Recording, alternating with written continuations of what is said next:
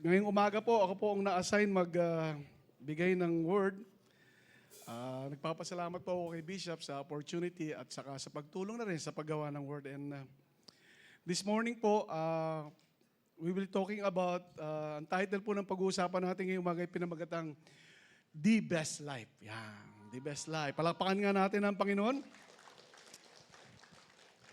So, to give you an intro, napansin niyo po ba, may madalas tayong tanong patungkol sa buhay, no? Ano po ito? No, kung ano daw ang pinakamagandang buhay. Yan. Kasi yan parati nating bilang magulang, bilang estudyante, di ba? Yung future mo iniisip mo no? Itong iniisip mong pinakamagandang buhay, no? Lahat tayo ay naghahangad na tinatawag na best life. Di ba?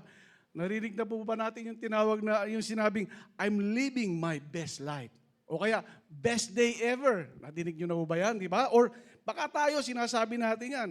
No, lalo na pag meron tayong tagumpay, di ba? O kaya, kinhawa o sobrang saya na nakuha mo. O kaya, sinagot ka nung girlfriend mo, di ba? Ganyan. O kaya, nakuha mo yung, na-close mo yung multi-million deal mo. O kaya, nakuha mo yung bahay na talagang pinapangarap mo. No? Ika nga talagang ito yung pinaka iniisip mong the best life. Di ba? Sa buhay din, may sinasabi rin tayo na ratings. Di ba? Yung tinatawag na good, better, and best. As human, we always choose yung the best.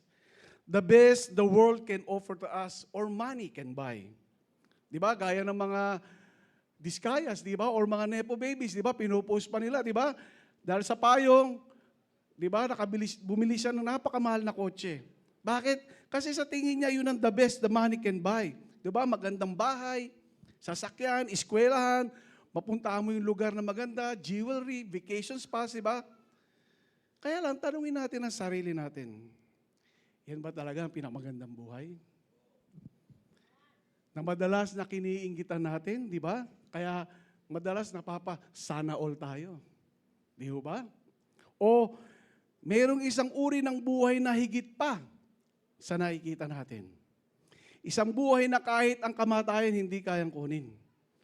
Yan po ang pag-uusapan natin ngayong gabi. Palakpakan po natin ang Panginoon. Bago po tayo mag-start, sige po, let's pray po muna. Let's bow down our head. Father, salamat po sa umagang ito. Muli, we ask your grace and mercy. Patawad po sa mga kasalanan namin. Pinapatawad din po na nagkakasala sa amin.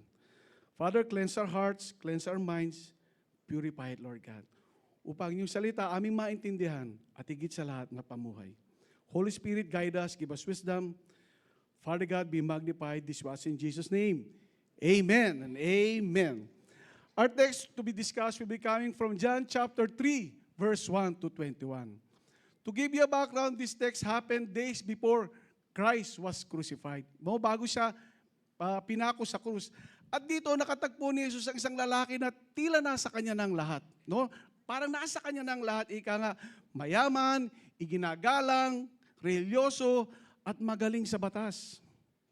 Ngunit sa kabila ng lahat ng ito, ay parang may kulang pa rin sa kanyang puso. Nararamdaman niyo din po ba yan? Kilala niyo po ba ito?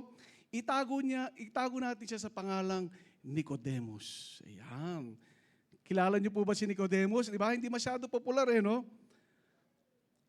Nararamdaman niyo din po ba yung ganyan? Tulad ni Nicodemus, you have everything, yet you are still empty. No? Nasa inang lahat, pero you are still empty. Nicodemus is living a lie. Alam niya na kahit mataas na ang estado niya sa buhay, sa standard ng mundo, during his time, yet he feels empty. Alam niya na hindi ito lang ang buhay dahil hindi siya masaya. He is searching for answer, and he knows in his heart that Jesus has the answer. Ang maganda po, Jesus gave him an answer how to have the real best life ever. At kung paano ito ma-achieve o makukuha. At yan po ang pag-aaralan natin. Amen po?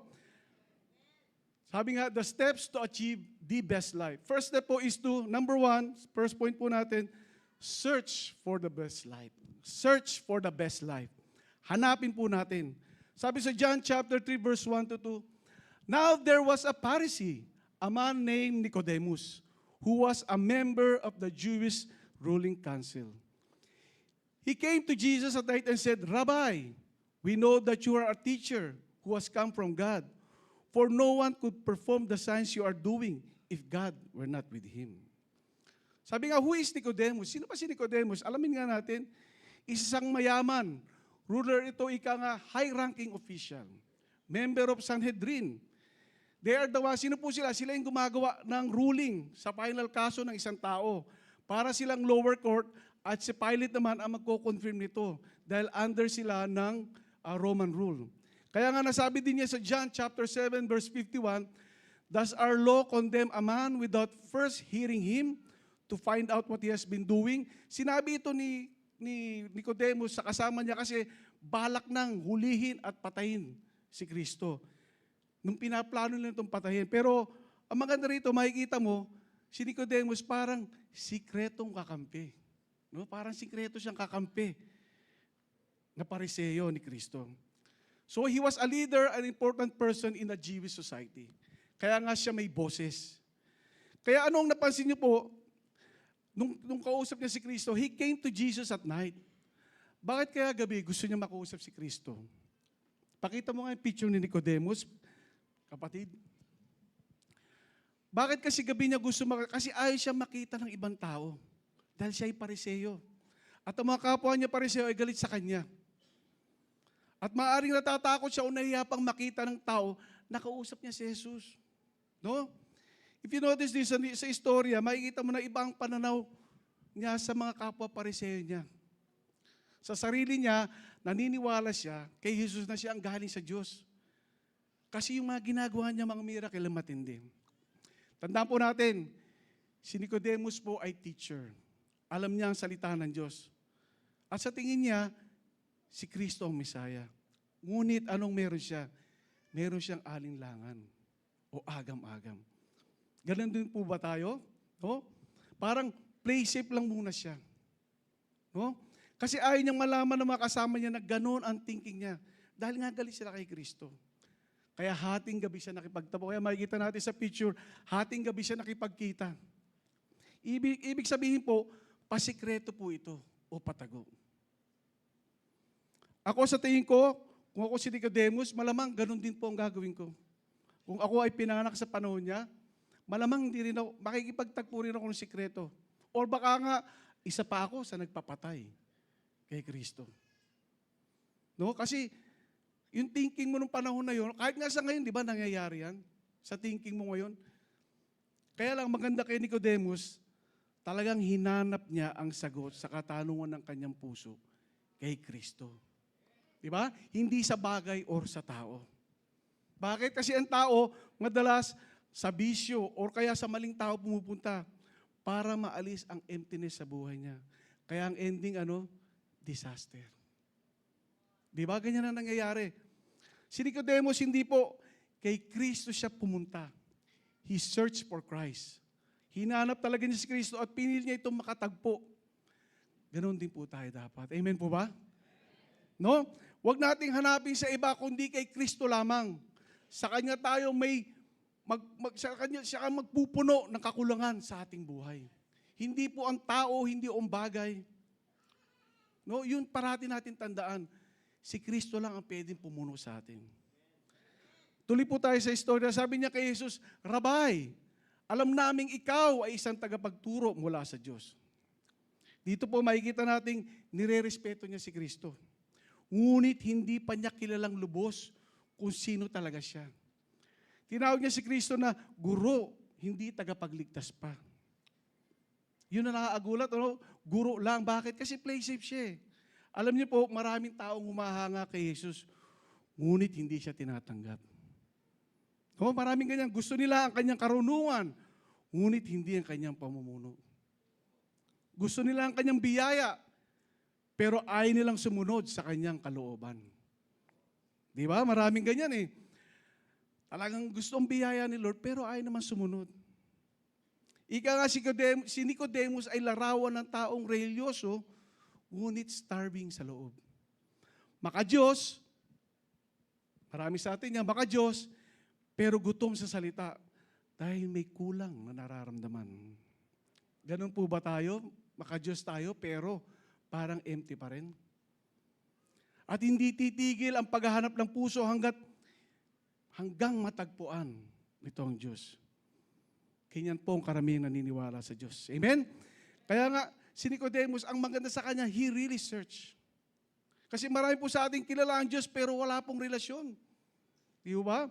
Yung iba nga nakakalungkot, born again ang tawag sa kanila. Sa sarili nila, kaya lang sa salita, wala po. Di ba? Tuloy hindi po buo ang paniniwala at pagsunod. Kaya hindi rin po buo ang pagkatao. Kaya mapapansin mo, kahit born again ka na, sinasabi mo sa sarili mo, pero parang may mali pa rin sa puso mo. Parang may kulang. Kasi hindi ka pa 100% eh. Kaya kapatid, sabi nga, let's search for Christ to achieve the best life. Amen po ba? Palakpakan nga natin ang Panginoon. Alam niyo, nakakatawa, hindi alam ni Nicodemus na dinadala na pala siya ng Ama sa anak. Sabi sa John chapter 6 verse 44, no one can come to me unless the Father who sent me draws them, and I will raise them up at the last day.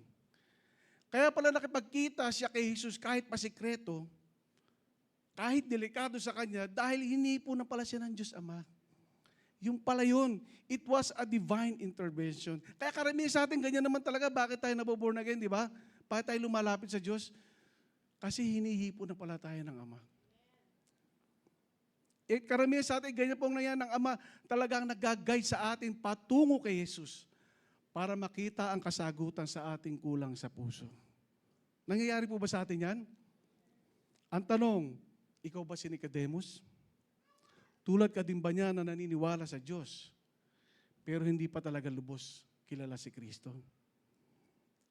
Kaya parating nakakaramdam ng kakulangan. Ganyan po ba tayo? Kapatid, in order to have the best life, sabi nga, the key is to seek God first para makita mo kasagutan sa tanong ng puso mo. Amen? Palakpakan po natin ang Panginoon. So anong unang step po natin? Search po natin. Hanapin natin si Kristo. Huwag po tayo nakasteady lang. Hanapin po talaga natin. Second step, to have the best life po, you must be born again. Sabi sa John chapter 3 verse 3 to 8, Jesus replied, very truly I tell you, no one can see the kingdom of God unless they are born again. How can someone be born when they are old? Sabi ni Nicodemus. Surely they cannot enter a second time in their mother's womb to be born. Jesus answered, very truly I tell you, no one can enter the kingdom of God unless they are born of water and the Spirit. Flesh gives birth to flesh, but the Spirit gives birth to spirit. You should not be surprised of my saying you must be born again. The wind blows wherever it pleases. You hear its sounds, but you cannot tell where it comes, from where it is going. So it is with everyone born of the Spirit. Take note po, dito lang po sa book of John, una binanggit ang word na born again. At kay Nicodemus lang po ito sinabi ni Kristo. Magtataka ka, bakit ang layo ng sagot ni Kristo nung sinabi ni Nicodemus sa verse 2 nung binati niya ito nung gabi? Kasi alam ni Kristo kung ano ang laman ng isip at puso ni Nicodemus. Di ba? Diyos siya, all-knowing siya. Omniscient siya. Alam niya na may agam-agam na eh. O nangyayari ba sa ito? Alam ng Diyos na may agam-agam na sa puso si Nicodemus eh. Dahil alam niya, despite of Nicodemus' touch in life, still there is something missing or something is not right. Merong hindi tama, alam ng Diyos yun, alam ni Kristo. Kaya alam ng Diyos kung merong hindi tama sa puso mo. Kaya maganda kapatid, talagang lumapit tayo sa Panginoon. Or sa madaling salita, sabi nga, sa madaling salita, hindi talaga masaya si Nicodemus sa buhay niya. Yung iris ni Nicodemus ang estado niya sa buhay at kainin niya ang kanyang pride, makausap lang si Kristo, alam mong desperado yung mama. At alam niya na kay Kristo ang kasagutan. Kaya yun agad ang sinagot ni Kristo sa kanya. Unless a man is born again, he cannot see the kingdom of God. At yun ang tunay na mapalad na buhay ayon kay Kristo. Tama po ba dyan mga kapatid? No? Yun ang tunay na mapalad na buhay. Yun ang secret to have the best life. Dapat pag born again ka, bukas ang mata mo sa kaharian ng Diyos. No? At yun ang dahilan kung bakit tayo andito sa church ngayon, di ba? Dahil tayo ay tunay na na-born again. Amen po ba? The moment we repented from our sin and accepted Jesus our Lord and Savior, we are born again. And we gain our eternal life in the kingdom of God. At para kay Kristo, yun ang tunay na mapalad na buhay. Again, Christ is telling us, being born again is the best life. Naniniwala po ba tayo rito? Kasi kahit wala nang laman, kahit empty ang puso mo, kay Kristo pupuniin niya to. Bakit? Kasi magkakaroon ka ng purpose pag born again ka, di ba? Nabubuhay ka na may katuturan. Dahil alam mo ang kaharian ng Diyos. Ika nga, we have a life full, exceedingly, and abundantly. Kaya lang nakakalungkot, karamihan sa tao, di ganito mag-isip. No, nakakalungkot din, pero di ko naman nila lahat. Lalo na kung sino pa yung aral sa salita ng Diyos. No? Yung matatalino, mahiyaman o magagaling, ganito mag-isip tulad ni Nicodemus. Balik po tayo sa istorya. Sabi niya kay Kristo sa verse 4, how can someone be born when they are old? Paano nga naman mabuborn again ng isang matanda na? Nicodemus asked, surely they cannot enter a second time in their mother's womb to be born. Kaya ba yun, di ba? Tagalogin po natin. Itinanong ni Nicodemus sa kanya, paano maipapanganak ang taong matanda na? Makakapasok ba siyang muli sa sinapupunan ng kanyang ina? Parang ako, paano pa ako papasok sa nanay ko uli? Itong katawang ko to, ang laki, di ba? Lalo na kung patay na nanay ko, kung ngayon ako paano yan, di ba? Wala ka ng pag-asa pala. Di ba? Doon ka mapapaisip, ang babaw mag-isip ng mama. Imagine mo, aral siya ng salita ng Diyos. Ika nga, ang babaw mag-isip pagdating sa aspeto ng spiritual. Literal kung mag-isip. Ganyan po tayo kadalasan. Aminin man natin o hindi, ganyan tayo minsan mag-isip. Ang babaw. Kaya pag may problema, ang babaw ng thinking mo, nagwo-worry ka kagad. Nagagalit ka kagad. Iba-ibang reaksyon. Ang pangit ng reaksyon mo. Bakit? Kasi literal tayo. Sabi nga, hindi talaga pwede ipanak tayo hindi nga tayo pwede talaga ipanganak muli sa ating ina. Di ba? Minsan ang sobrang talino at galing, anong nangyayari dito? Nakakabobo din po siya pagdating sa aspeto ng Diyos. No, pero sa aspeto ng mundo, yes, ang galing mo. Pero pagdating sa spiritual, diyan tayo nalalaglag. Minsan nga kahit born again ka na ganun ka pa rin mag-isip Dapat hindi po tayo ganun. Bakit kaya? Sa tingin nyo, bakit kaya ganun si Nicodemus? Kasi mali ang puso. Yan ang kadalasan po, mali ang puso. Sample lang po, yung lalaki ipilit magkaroon ng relasyon sa kapwa lalaki. Di ba? O kaya yung babae ipilit yung relasyon sa kapwa babae. Ang lino naman sa Bible ang sinabi, babae at lalaki lang. O kung hindi ka naniniwala sa Diyos, tingnan mo na lang yung mga hayop Di ba? Paano sila dumadami? Umuusbong ba sa lupa yan? Di ba? Babae at lalaki lang. O, di ba? Hindi ka naniniwala sa Diyos. Tignan mo yung hayop na alaga mong aso. Paano dumadami yan? Di ba? Nagme-mate yan. So, ibig sabihin, babae at lalaki lang. Bakit natin ipipilit ang same-sex marriage? Ang nakaagulat, sa ibang bansa, legal na yan. Sa atin, malapit na po. No? Kaya po, isa pong matinding kasinungalingan. Take note lang po, mahal natin ang sinner, pero hindi po ang kasalanan. No? Tandaan natin, talagang pag hindi ka tunay na born again, mabubobo po tayo. Tuloy po tayo sa kwento. Kaya sinagot ni Kristo si Nicodemus sa kanyang tanong na puno ng, alam nyo na, ng kabobohan. Sorry for my word. Kasi nakaka-frustrate, di ba? Aral sa salita ng Diyos si Nicodemus, pero di ginagamit. Bakit? Tingin nyo bakit? Kasi kinain na ng kamunduhan. Di ba? Ng power, ng wealth. Ganyan karamihan sa atin Di ba? Nung wala, andito, pero nung umangat na sa buhay, nawala na. Di ba? Umiiling na magkatrabaho, nung nagkatrabaho, nawala na kay Lord. Tapos pag nawala na ulit yung trabaho, babalik na naman dito. Di ba? Nakakalungkot Di ba? Hindi ko naman nilahat, pero kadalasan ganyan tayo mag-isip Pag gumagaan ang buhay, gumagaan din ang pagtingin kay Lord. Di ba? Maganda sana, lalong gumaganda ang buhay mo, lalong lumalalim ka kay Lord, di ba? Huwag tayong pakain sa kamunduhan. Kasi hindi po yan ang talagang tunay na buhay. No? Parang ako po nung araw, paano ko napaisip na napakasarap ng alak, ng sugal, di ba? Ng sigarilyo, di ba? Lalo na yung droga na sumisira ng katawan, kaya po nagkaganto katawan ko. Di ba? Sugal na umuubos ng yaman. Lalo na ang pangbababae na sumisira ng relasyon o panglalalaki. Di ba? Kaya nga ang sagot ni Kristo sa nakabubobong tanong ni Nicodemus, tuloy po tayo sa pagbasa. Sabi sa verse 5, Jesus answered, "Very truly I tell you, no one can enter the kingdom of God unless they are born of water and the Spirit." Grabe, di ba? Sa Tagalog, sumagot si Jesus, katotohanan sinasabi ko sa inyo, malibang isang tao ay ipanganak ng tubig at ng Espiritu, hindi siya makakapasok sa paghahari ng Diyos. Walang makakapasok sa presensya ng Diyos pag di ka talaga nabautismohan ng tubig at nasa iyo ang banal na Espiritu Santo. Yan po ang sikreto ng tunay na mapalad na buhay. Palakpakan natin ang Panginoon. Sabi nga, hindi mo maintindihan ang kaharian ng Diyos o ang salita ng Diyos pag hindi mo tinanggap si Kristo bilang Diyos at tagapagligtas mo. Bakit? Wala ang Holy Spirit sa iyo.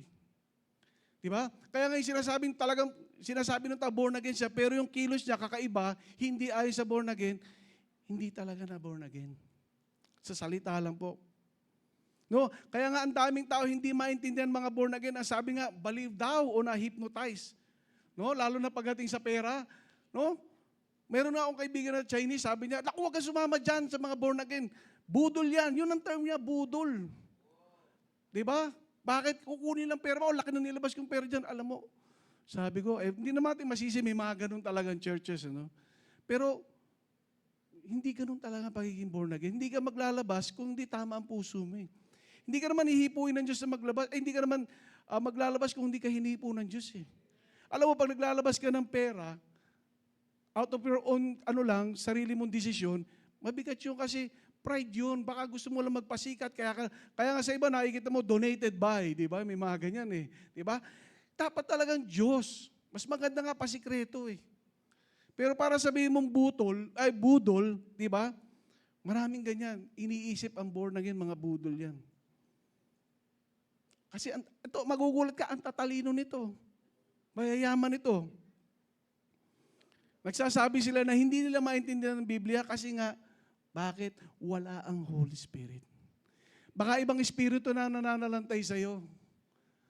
Checkin din natin. Diba? Bakit yung puso mo lumalayo ka na sa church? Born again ka, pero parang ang priority mo na, ang trabaho mo, diba? Ang profession mo, ang negosyo mo. Lalo na kung Sunday, $1 million deal. O saan ka, Lord? $1 million deal to. Maintindihan mo ako. Diba? Di ko naman sinasabing masama yan, pero doon mo makikita nasan ba talaga ang puso mo. Kaya mong i-give up ang Diyos. Tanging Holy Spirit ang nagtuturo sa iyo ng ibig sabihin ng salita ng Diyos. Bakit? Pag walang Holy Spirit sa iyo, doon ka magkakamali o makukulto. Kaya nga ang daming kulto, di ba? Andiyan si Kibuloy, di ba? Ang daing wrong doctrine. Bakit?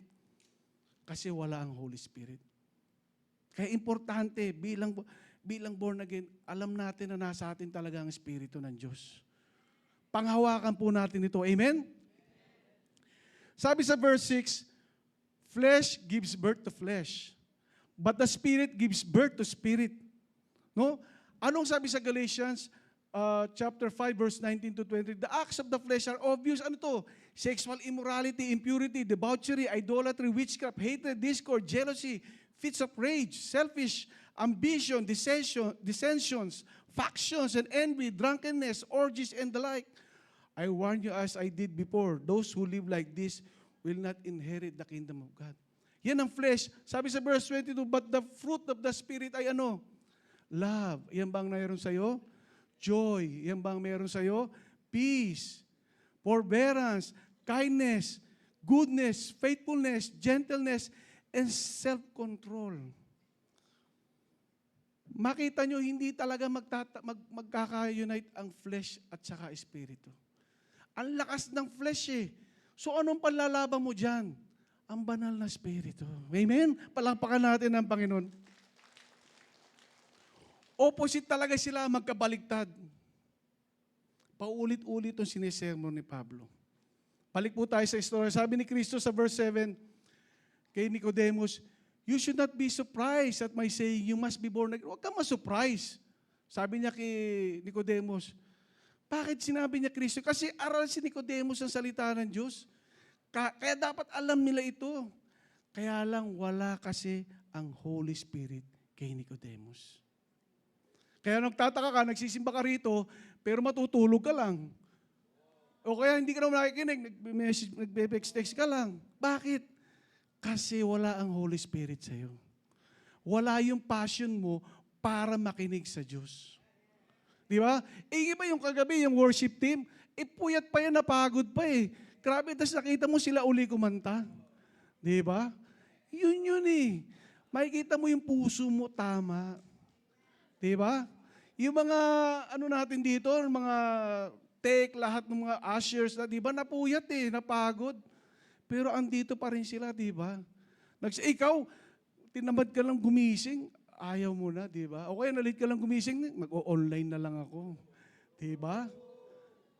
Hindi ko naman nilalahat. Kaya lang, bakit ganun? Kasi alam mo sa puso mo, may diferensya tayo. Di ba? Marami kang reklamo sa buhay. Anday mo pinaglalaban na mali. Ba't di mo ipaglaban si Kristo? Di ba? Amen? Palakpakan nga natin ang Panginoon. Anong meron lang si Nicodemus? Talino lang. Head knowledge lang ng Word of God. Pero walang application. Yun ang importante. Yun ang wisdom, yung may application. Ang galing mo, alam mo salita ng Diyos, alam ko na yan, brother. Pinakikinggan nyo sa akin, alam ko na yan. Yun na lang sabihin mo, alam ko na yan, ayabang mo na eh. Di ba? Ako, nung inaaral namin ito ni Bishop, wow, grabe pala, parang na-born again uli ako. Ito pala talaga yun. Bili mo si Nicodemus, matalinong tao, mayaman. Di ba? Alam ang salita ng Diyos, pero ang mga sagot nakakabobo, di ba? Papasok ako muli sa tiyan ng nanay ko? Isipin mo nga yun, di ba? Ikaw tao, di ba? Literal. Kaya nga, tuloy po tayo, sabi sa verse 8, the wind blows wherever it pleases. You hear its sounds, but you cannot tell where it comes from or where it is going. So it is with everyone born of the Spirit. Wow. Diba? Ang hangin po, pag pag dumadaan, hindi mo alam kung saan nanggagaling. Di ba? Yung direksyon niya, di ba? Yes, alam natin na may hangin, nararamdaman mo, ngunit hindi mo nakikita. At di din natin alam kung saan ito pupunta, kung sino nag-guide ng hangin, at kung saan direksyon siya pupunta. Di natin kontrolado yan. Ang kontrolado lang natin yan, yung hangin ng aircon, di ba? Electric, pang kontrolado natin yan. Pero ang natural air, hindi natin kontrolado. Ganon din ang na-born again. Di niya makontrol ang sarili niya, may ibang nagko-control sa'yo, di ba? Ito ang Holy Spirit. No, ito ang power ng taong na born again sa Espiritu. Kaya magugulat ka, dating naninigarilyo, dating umiinom, no, dating chismoso, dating magnanakaw, no, dating nambababae, napakayabang, napakadamot, napakasungit, napakabastos, napakamanyak ngayon. Biglang hindi na, all of a sudden. Bakit? Kasi asa kanya na ang Holy Spirit.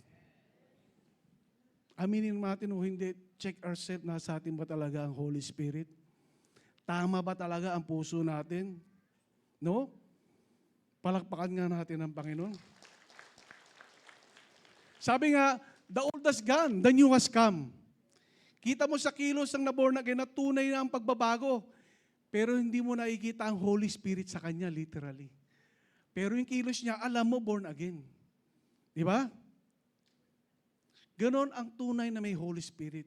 Nakikita sa salita, sa gawa, at ang pagbabago sa lahat ng kanyang bunga. Amen po? Ako po, naalala ko, nung na-born again ako, bigla na ako natabangan sa alak, sa sigarilyo, sa drug, sa pornography, sa violence, sa lahat mo ng kamunduhan, pero lang sa asawa ko. At higit sa lahat, sa Diyos. Hindi ako natabangan. Amen? Kaya mga kapatid, dapat lalo tayong lumalalim sa Diyos. Hindi yung pupunta lang tayo, parang ritual na lang, magsisimba, magbabasa, magdadasal, parang ritual na lang. Umatin nga ako doon sa kapatid ko, wag na lang, baka makapanood. Di ba? Sabi ko, wow, ganito pala talaga. Iba. Iba yung ang salita ng Diyos, ninanamnam natin, pinag-aaralan natin. Di ba? Para mamuhay tayo ng tama. Amen po ba? Hindi yung tayo na lang parati ang tama, tayo ang magaling. Porkit mayaman ka, angat ka sa buhay, aral ka, ikaw na ang magaling. Di ba? Diyos pa rin ang magaling. Amen? Palakpakan natin ang Panginoon. Balik po tayo kay Nicodemus na hindi nakakaintindi sa sinasabi ni Kristo. Nagtanong na naman siya. Nalitong-lito na siya. Sabi niya, verse 9, "How can this be?" Nicodemus asked. Kaya't sinagot siya ni Kristo sa verse 10, "You are Israel's teacher," said Jesus, "and do you not understand these things?" Diba? Ikaw ang sabi rito, aral ka sa salita ng Diyos, teacher ka ng salita ng Diyos. Pero hindi mo alam yung sinasabi ko. Alam mo ang batas? Diba? Alam mo ang batas, hindi mo alam itong sinasabi ko. Bakit nga? Kasi mali ang puso ng Nicodemus. Hindi pa siya naniniwala kay Kristo at wala pa ang banal na Espiritu sa kanya. Sabi nga sa verse 11, "Very truly I tell you, we speak of what we know and we testify to what we have seen, but still you people, you do not accept our testimony." Sabi sa verse, "I have spoken to you of earthly things and you do not believe. How then will you believe if I speak of heavenly things?" Sabi ni Kristo kay Nicodemus, no? Tagalogin natin. Pagkatandaan mo, ang sinasabi namin ay nalalaman namin. No, yung ginagawa nila, sinasabi ni Kristo about the Word, about God, ay alam namin. At ang pinatotohanan namin ay nasaksihan namin. Kaya lang, subalit hindi nyo tinatanggap ang aming patotoo. Yun ang mabigat. Hindi natin tinatanggap talaga yung salita ng Diyos eh. So sabi ni Kristo, kung hindi nyo paniniwalaan to, ano pa paniniwalaan nyo? Di lalo na tong about God, about mga miracle eh, wala na talaga yung paniniwalaan. Yun ang sinasabi ni Kristo kay Nicodemus. Yun ang problema kapatid, hindi kasi naniniwala. Karamihan sa atin, ang baba ng faith natin. Kaya ang ganda nung sa prophetic, di ba? Huwag kang mawala ng faith. Sige lang, tuloy lang. Inaano kay Brother Romel. Kaya ano naman na just believe. No? Kasi talagang yun ang magdadala sa atin. Hindi, ang maraming tao, alam lang ang Diyos talaga, pero hindi talaga pinaniniwalaan. Hindi sinusunod eh. Di ba? Ang tindi na ng miracle na ginagawa ni Kristo sa ministry niya, di ba? Ang patay nabubuhay, ang bulag nakakakita, ang bingi nakakadinig, pilay nakakalakad, ang may sakit gumagaling, pero yung mga Pariseo hindi pa rin naniniwala. Pinapatay pa nila. Ganyan po ba tayo? Naniniwala ba? Hindi ba tayo naniniwala sa miraglo ng Diyos? Kaya hanggang ngayon, ang baba pa rin ng faith natin. Sabi sa verse 13, anong sabi? "No one has ever gone into heaven except the one who came from heaven, the Son of Man." Wala pang sino mang umakyat sa langit kundi ang bumaba sa langit, ang anak ng tao. Hindi kasi tayo naniniwala kay Kristo. No? Naniniwala man tayo, pero ganun lang, o katiting lang. Si Kristo, kilala ko yan. Nabasa ko nga yan, praise the Lord, Jesus Christ. Pero yung relasyon, wala. Di ba? Ikaw, kilala mo si Kristo, pero si Kristo hindi ka kilala. Yun ang mabigat, di ba?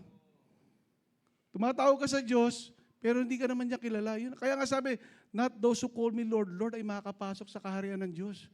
Kapatid, check yourself, baka tayo yan. Baka nga ako yan, nagsasalita ako rito, baka naman puro yabang pala ako. Di ba? Kaya let's check ourselves.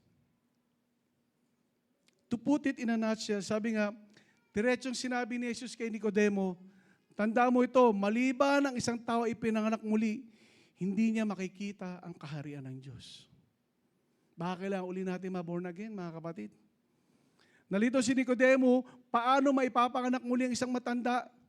Ngunit hindi pisikal na kapanganakan ang tinutukoy ni Jesus, kundi spiritual na kapanganakan. Ipanganak sa tubig at sa espiritu. Ang ibig sabihin ng muling ipanganak ay magkaroon ng panibagong buhay mula sa Diyos. hindi mula sa tao. Hindi basta pagbabago ng lumang sarili, kundi bagong nilalang na talaga. Yung hindi lang binago mo na wala ka lang sa vision, hindi, totally. Wala ka na talaga. Kundi na kay Lord ka lang. Diba, ang ipinanganak sa laman ay laman, ngunit ang ipinanganak sa Espiritu ay Espiritu. Hindi mo mararanasan ang pinakamagandang buhay kung ang iyong puso ay luma pa din. Kailangan mong ipanganak mamuli sa Espiritu ng Diyos. Amen po ba? Palakpakan nga natin ang Panginoon. Ano po ang take home natin? Ang sikreto ng pinakamagandang buhay ay nagsisimula kapag binuhay ng Espiritu ng Diyos ang patay nating kaluluwa. Amen po? Palakpakan nga natin ang Panginoon. No? Kailangan talaga buhay ang kaluluwa natin dahil sa Diyos. Diyos ang bumuhay, hindi tayo. Amen? Tandaan po natin, tao lang tayo. Tuloy po tayo sa third step. Look at the Son lifted up. Sabi sa John chapter 3 verse 14 to 15 says, just as Moses lifted up the snake in the wilderness, the Son of Man must be lifted up, that everyone who believes may have eternal life in Him. No? Nagpatuloy ang tanong ni Nicodemo, paano mangyayari ito? At tinuro niya si Jesus sa krus. Sabi niya, kung paano itinaas ni Moses ang ahas sa ilang, gayon din kailangan itaas sa anak ng tao. To give you a background, di ba nasa disyerto mga Israelita, nung sila ay nasa wilderness, dahil sa ginawa nilang mali, kinagat sila ng ahas na may lason. Ngayon, para sila ay maligtas, sabi ng Diyos kay Moses, gumawa ka ng ahas na bronze at i-raise up mo. At sino man titingin dito gagaling. Kaya nga yung mga doktor, yan ang symbol na ginagamit. To give you a trivia, no? Sa mga doktor, makikita mo ba't may ahas? Yun po yun. Kasi para panggamot. So, sabi nga, ganon din si Kristo. Itinaas sa krus upang ang sino mang tumingin sa Kanya sa pananampalataya magkakaroon ng buhay na walang hanggan. No? Ang krus lamang ang lunas sa kamandag ng kasalanan. No? Look unto Jesus. Sabi nga, ang pinakamagandang buhay ay hindi nakukuha sa sariling pagsisikap, kundi sa pananampalataya kay Jesus na namatay para sa atin. Palakpakan natin ang Panginoon. Kaya sabi nga, look unto Jesus, which is the source of the best life. Ang fourth step naman po natin, or penultimate step to achieve the best life is believe in God's love. Mabilis lang po tayo. John chapter 3 verse 16 says, for God so loved the world that He gave His one and only Son, that whoever believes in Him shall not perish but have eternal life. For God did not send His Son into the world to condemn the world, but to save the world through Him. No? Paniwalaan natin itong pagmamahal nito. Ika nga, itong verse ito, narito ang puso ng Ebanghelyo. Diba? Sapagkat gayon na lamang ang pag-ibig ng Diyos sa sanlibutan, kahit ibinigay niya ang kanyang bugtong na anak, upang ang sino mang sumampalataya sa Kanya ay hindi mapapahamak, kundi magkakaroon ng buhay na walang hanggan. Ito ang pinakamagandang buhay na nagbigay ng pinakamagandang handog upang maranasan natin ang pinakamagandang buhay. No? Ito ang hinandog sa atin ng Diyos. No? Anong motibo niya? Bakit niya binigay si Kristo? Dahil ang pag-ibig ng Diyos napakalalim, napakalawak. Anong pamamaraan niya? Ibigay ang kanyang anak. Anong mensahe niya? Manampalataya lang tayo at mabuhay para sa Kanya. Anong misyon niya ni Kristo? Hindi upang hatulan, kundi bigyan tayo ng kaligtasan. Kaya't ang mabuhay sa mundo na alam mo may siguradong kaligtasan sa pamamagitan ng pag-ibig ng ating Panginoong Jesus, dahil tayo ay na-born again, yan po ang tunay na mapalad na buhay. Naniniwala po ba tayo rito? Sabi nga po, ang pinakamagandang buhay ay hindi nakasalalay sa kung gaano mo kamahal ang Diyos, kundi sa gaano Kanya kamahal. Amen? No? Huwag natin isipin yung gaano mo kamahal si Lord. No. Isipin mo kung gaano ka kamahal ng Diyos. Kaya kami magandang buhay ngayon. Amen? Palakpakan nga natin ang Panginoon. And ang last step po natin to achieve the best life, which is our last point, sabi nga, living in the light. Mamuhay sa liwanag. Sabi sa John chapter 3 verse 19 to 21, this is the verdict. Light has come into the world, but people love darkness instead of light because their deeds were evil. No? Dumating na ang liwanag, kaya lang ang tao mas mahal ang kadiliman. Sabi sa verse 20, everyone who does evil hates the light and will not come into the light for fear that their deeds will be exposed. But whoever lives by the truth comes into the light, so that it may be seen plainly that what they have done has been done in the sight of God. Sinabi ni Jesus, dumating na ang liwanag sa sanlibutan. Ngunit mas iniibig pa rin natin. Lalo na ang tao ang dilim kaysa sa liwanag. Di ba? Nature natin yan eh. Ang tao mas gusto pa ang dilim kaysa liwanag. Aminin natin o hindi. Meron tayo niyan. Meron at meron tayo niyan. Kaya lang dumating ng liwanag eh. No? Ang totoo, marami ang tumatanggi na sa pinakamagandang buhay dahil ayaw nilang talikuran ang kadiliman. No? Binibigyan ka ni Lord ng magandang buhay, kaya lang tinatalikuran mo eh. Ang tao ganun, nire-reject niya eh. Ngunit ang lumalakad sa katotohanan ay lumalapit sa liwanag upang makita ng lahat na ang kanyang ginagawa ay ayon sa kalooban ng Diyos. Yun ang maganda. Na ang pinakamagandang buhay, hindi lamang buhay na walang hanggan, kapiling ang Diyos sa hinaharap, kundi ang masaganang buhay sa kasalukuyan na may katotohanan, kapayapaan, at layunin sa piling ng Diyos. Amen? Palakpakan nga natin ang Panginoon. Kaya mga kapatid, kung talagang born again ka, no? Kung talagang born again tayo, ito tayo dapat, ako, magre-repent na rin ako. Dapat ang dala mong liwanag, kung ikaw ay born again na, ay liwanag na may kurot, no? Ibig sabihin, apektado ang tao sa pagiging born again mo. Kumbaga, nakukonsensya sila pag nakikita ka dahil ang lakas ng presensya ng Diyos sa iyo. No? Di ba yung presensya ng Diyos, yung ramdam nila, hindi pa sila nagsasabing born again ka, nakikita na talaga sa iyo. Hindi yung pag nakikita ka, nabibisit sila, umiinit ang ulo, nasisira ang araw. Di ba? Pangalawa, kung talagang born again, dapat may inggit. Naiinggit sila sa iyo. Bakit? May holy inggit na ang gusto nila ay maranasan din nila yung nararanasan mong pure joy na meron ka sa piling ng Diyos. Di ba? Yung, ako ba't ako na born again? Nakita ko sa asawa ko kasi nung college kami, nakita ko parati siyang ang saya niya, parati siya nakangiti, nung na-born again siya. Sabi ko, sama mo nga ako dyan. Ano ba yung ginagawa niyo dyan? Doon na nagsimula, na-born again ako, di ba? Nakita mo sa ibang tao, dapat ganun tayo kung tunay tayo na. Hindi yung, pagdating mo sa opisina, paano ka makakakuha ng kaopisina mo kung galit ang mukha mo, di ba? Nasa church ka na, batiin ka, hindi ka good morning, diretso ka pa rin, di ba? Nasa church ka na.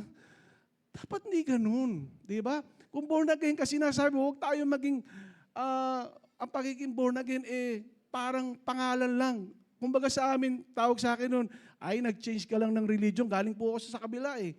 Lumipat ako, yung sinasabi ng mga ay nagpalit ka lang ng religion, ganun ka pa rin. Talagang prinove ko na, hindi, eto na ako, kaya pinabayaan na nila ako. Diba? Kailangan talaga. Pangatlo, dapat may comparison.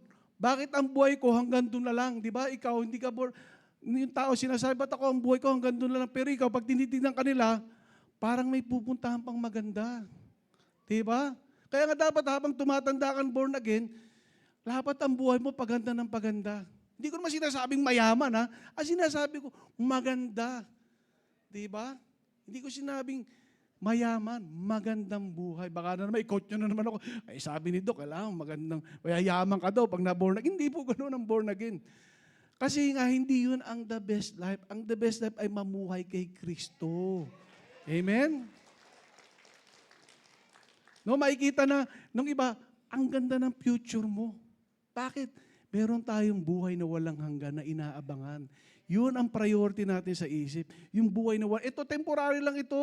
Magandang kotse, kung ano-anong ma-acquire mo, di ba? Makapunta ka sa iba't ibang lugar. No, that's just makakain ka ng steak na masarap, di ba? Wala po, temporary po yan. Ang pinakamasarap po yung buhay na walang hanggan. Amen? At ang panghuli, Dapat ang liwanag natin ay witness para sa iba. Nalisanin na nila ang buhay nilang madilim at sundan ka sa liwanag. Diba? Yung ikaw na born again, ikaw pa magdadala sa disaster sa tao. Diba? Dahil sa ugali mo, hindi mo inaayos, hindi ka maayos kausap, hindi nila nakikita sa iyo ang pagiging born again. Ikaw pa ang unang backstabber, ikaw pa ang unang naninishmis, ikaw pa ang unang nasisira sa kapwa mo. Hindi po born again yun. Ang tunay na born again, parating nakikita sa iyo ang presensya ng Diyos at yun ikaw ang magdadala sa kanila patungo sa Diyos. Amen? Palakpakan po natin ang Panginoon. To conclude this po, paano matatagpuan ang magandang buhay? Ang tanong, una, hinahanap ito gaya ni Nicodemus. Pangalawa, hindi mo lang ito makikita, ipapanganak ka dito upang makita ito. Pangatlo, mararanasan ito kapag naitaas na si Jesus sa iyong buhay sa pamamagitan ng bagong buhay.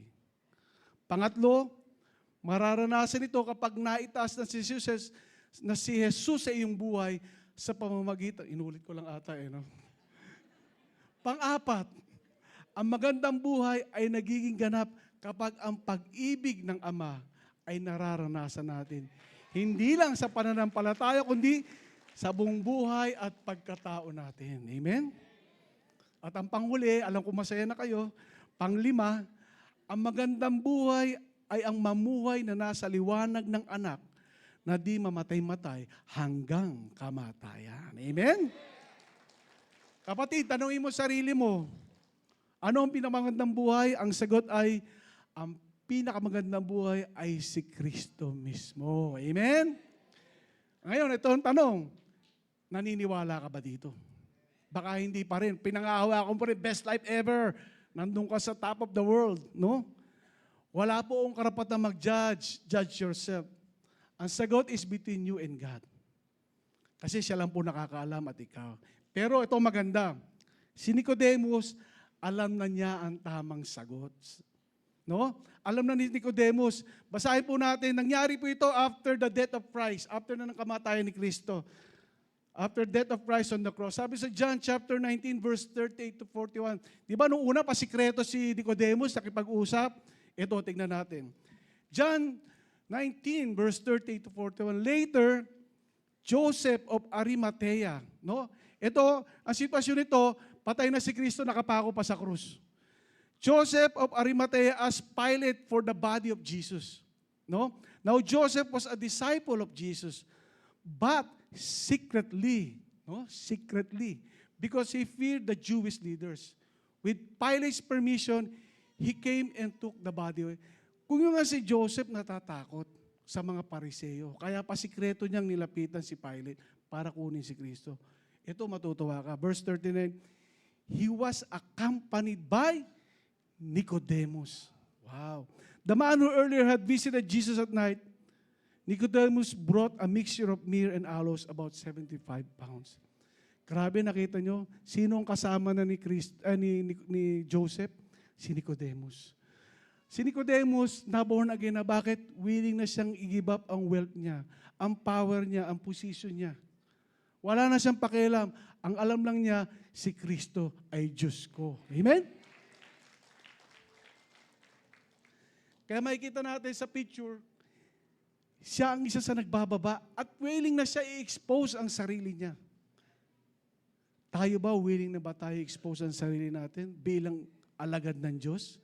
Bilang naniniwala talaga kay Kristo? Kapatid, hindi po ang pinakamagandang buhay ay kung anong magandang estado na pinapa-offer sa atin ng mundo. Ang pinakamagandang buhay po ay estado mo ay tama sa mata ng Diyos. Importante, gaya ni Nicodemus, wala na siyang pakialam. He risked everything. Bakit? Alam niya. To be baptized in the water and the Spirit is the best life there is. Amen? Bakit? Because of the word Emmanuel. God is with us. Without God, life has no meaning. Without Jesus, what is life? No? Pag wala si Kristo, ano bang buhay?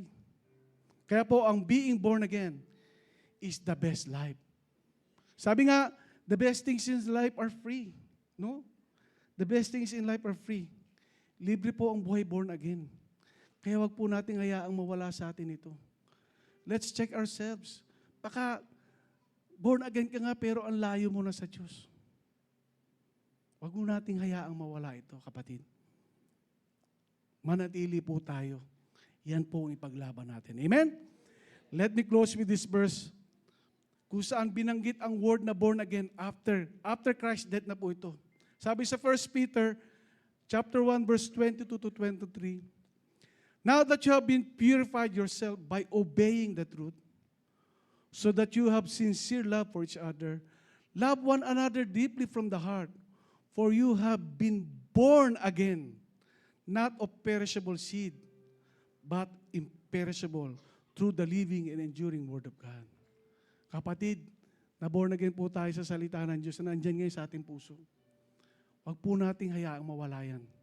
Bagkus, panghawakan natin, pamuhay natin, at higit sa lahat, paniwalaan natin talaga. Na ang talagang tunay na buhay na pinagpala, o ang pinakamagandang buhay, ay ang buhay na kay Kristo. Amen po ba? Palakpakan natin ang Panginoon. Tatayo po tayo at mananalang.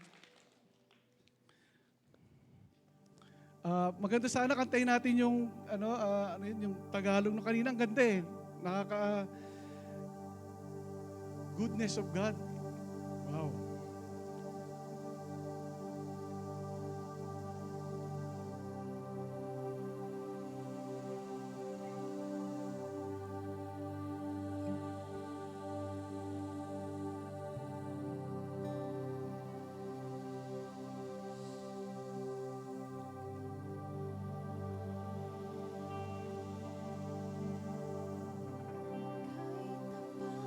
Sa habang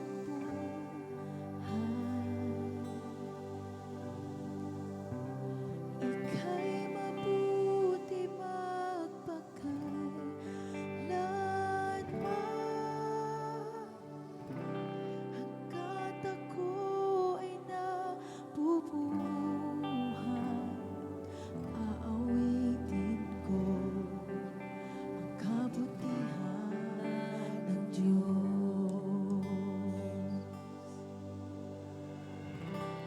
Ika'y tapat sa habang buhay, ika'y mabuti magpakailanman, hanggat ako ay nabubuhay, aawitin ko ang kabutihan ng Diyos. Yes, Lord. Salamat po sa inyong kabutihan, Panginoon.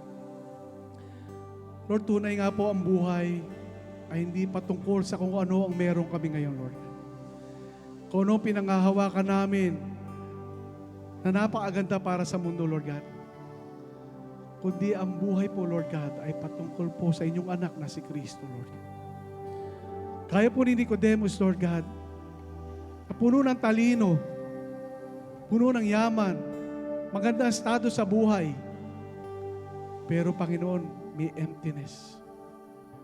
At nakita lang po niya ang kasagutan sa inyong anak na si Jesus nung siya po ay na-born again. And willing to give up everything for Jesus' sake. Father, ang puso namin andito, alam niyo po. Lord, search our hearts. Ayusin po ang aming mga puso, Panginoon. Alamin niyo po, Panginoon, dahil kayo lang po ang makakabago nito, Panginoon. Kayo lang po makakakita nito dahil pwede na po namin itong itago sa tao, Lord. Pero sa inyo, wala pong maitatago, Panginoon.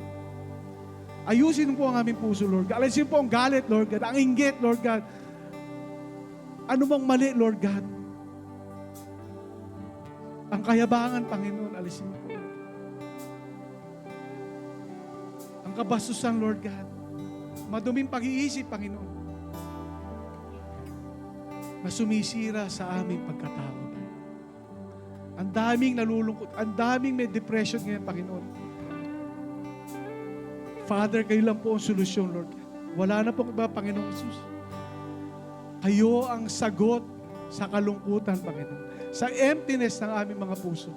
Wala na pong iba, Lord. Wala na pong iba. Hindi po kayang ibigay ng anumang karangyaan, Panginoon, sa mundo. Ang emptiness na meron kami, Lord God. Kayo lang po kayang pumuno dito, Lord God, at magbigay ng pure joy, Lord God. And we are asking for that, Panginoon. Bigyan niyo po kami ng tunay na puso para sa inyong puso, Panginoong Jesus. Tunay na puso na nagmamahal sa inyo, Panginoon. Hindi po nagdadalawang isip, hindi po hunyango, Lord God, na peke, Panginoon, kundi tunay, genuine pag-ibig, Lord God, na siyang magbibigay ng kagalakan sa amin at magpapatuloy na magsilbi sa inyo, Lord God, to serve you, Lord God, to honor you, Lord God, and to give you glory, Lord. For you are the mighty one, the Lord of Lords, King of Kings. Tunay na buhay na Diyos na maaasahan. Maraming pong salamat, Panginoon. Salamat. At ako ay nabubuhay. Aawitin ko ang kabutihan ng Diyos. Yes, Lord. Salamat sa kabutihan mo, Panginoon. Tunay po kayong buhay na Diyos na maaasahan. Maraming pong salamat sa Lord God. We give you all the honor and glory. This was in Jesus' name. Amen and amen. Sige, taas po ating kamay. May the Lord richly bless you and your children. Amen. May He keep you from falling and make you stand unblemished. Amen. May His grace work in you. May His face shine on you. May His abundance flow throughout your lifetime. With enjoyment, good health, soul prosper. May you have life to the fullest. Receive this from Jesus Christ, the when fellowship ends, abundant life begins. God bless everyone. Sin no more.